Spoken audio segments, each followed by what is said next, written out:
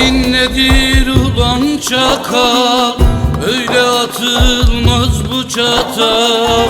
Derdin nedir senin çakal, öyle atılmaz bu çatal.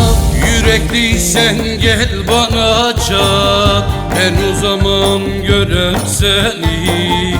Yürekliysen gel bana çak, ben o zaman görem seni. Saça düşmüş bit gibisin, kapındaki iç gibisin.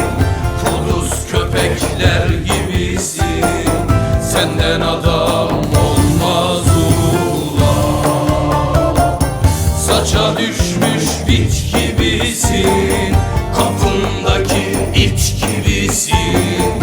Kuduz köpekler gibisin, senden adam olmaz ulan.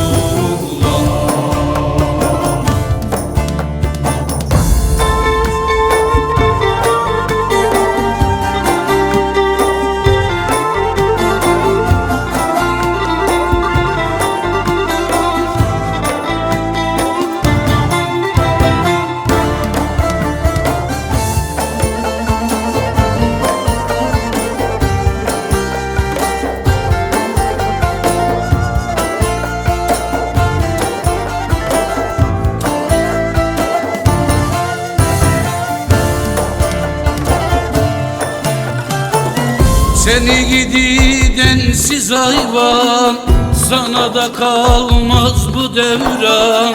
Seni gidi densiz hayvan, sana da kalmaz bu devran.